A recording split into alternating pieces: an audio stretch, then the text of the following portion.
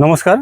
যেহেতুকে আমাৰ পোহৰৰ উৎসৱ দীপাৱলী আহি আছে, তাৰ কাৰণে মই বঙাইগাঁওবাসীক অনুৰোধ কৰিব বিচাৰিছোঁ যে এইবাৰ দীপাৱলী অনুষ্ঠানটো আমি যিটো আমাৰ পৰম্পৰাগত আমি পালি আহি আছোঁ, যে পোহৰৰ উৎসৱ হওক, যাতে কোনো আতচবাজি এইটো নকৰে ৰাইজক, এইখিনি কাৰণে মই আজি আহ্বান জনাইছোঁ।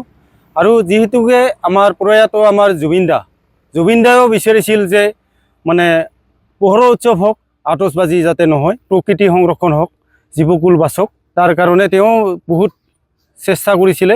আৰু তেওঁৰ মানে মনৰ শান্তিৰ কাৰণে আমি এই বছৰ বুলি নহয়, গোটেই বছৰটো আমি পোহৰৰ উৎসৱ হ'ব দীপাৱলীত, কিন্তু আতচবাজি আমাৰ নহ'ব। আতচবাজিটো আমি বন্ধ কৰিব লাগিব। আৰু তাৰ কাৰণে আমি ৰাইজক, বঙাইগাঁওবাসীক মই অনুৰোধ কৰিব বিচাৰিছোঁ যে প্ৰকৃতি প্ৰেমী হিচাপে যে এইবাৰে নহয়, আমি প্ৰতি বছৰে এই আতচবাজিটো বন্ধ কৰিব লাগিব। কাৰণ এই আতচবাজিৰ পৰা আমাৰ বহুত ক্ষয় ক্ষতি হৈ আছে, প্ৰকৃতি ধ্বংসৰ মানে এটা মূল কাৰণ। গতিকে আমি আতচবাজিটো একেবাৰে বন্ধ কৰিব লাগিব। আৰু জীৱকুলৰ কাৰণেতো সম্পূৰ্ণভাৱে ভাবুকি আহিছে, আৰু জুবিন দাও বিচাৰিছিলে যে এইটো বন্ধ হ'ব লাগে। নমস্কাৰ। যেহেতুকে আমাৰ পোহৰৰ উৎসৱ দীপাৱলী আহি আছে, তাৰ কাৰণে মই বঙাইগাঁওবাসীক অনুৰোধ কৰিব বিচাৰিছোঁ যে এইবাৰ দীপাৱলী অনুষ্ঠানটো আমি যিটো আমাৰ পৰম্পৰাগত আমি পালি আহি আছোঁ, যে পোহৰৰ উৎসৱ হওক, যাতে কোনো আতচবাজি এইটো নকৰে ৰাইজক, এইখিনি কাৰণে মই আজি আহ্বান জনাইছোঁ।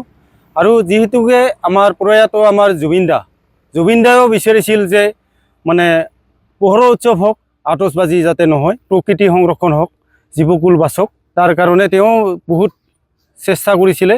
আৰু তেওঁৰ মানে মনৰ শান্তিৰ কাৰণে আমি এই বছৰ বুলি নহয়, গোটেই বছৰটো আমি পোহৰৰ উৎসৱ হ'ব দীপাৱলীত, কিন্তু আতচবাজি আমাৰ নহ'ব।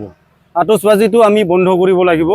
আৰু তাৰ কাৰণে আমি ৰাইজক, বঙাইগাঁওবাসীক মই অনুৰোধ কৰিব বিচাৰিছোঁ যে প্ৰকৃতি প্ৰেমী হিচাপে যে এইবাৰে নহয়, আমি প্ৰতি বছৰে এই আতচবাজিটো বন্ধ কৰিব লাগিব।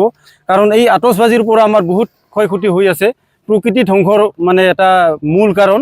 গতিকে আমি আতচবাজিটো একেবাৰে বন্ধ কৰিব লাগিব। আৰু জীৱকুলৰ কাৰণেতো সম্পূৰ্ণভাৱে ভাবুকি আহিছে, আৰু জুবিন দাও বিচাৰিছিলে যে এইটো বন্ধ হ'ব লাগে।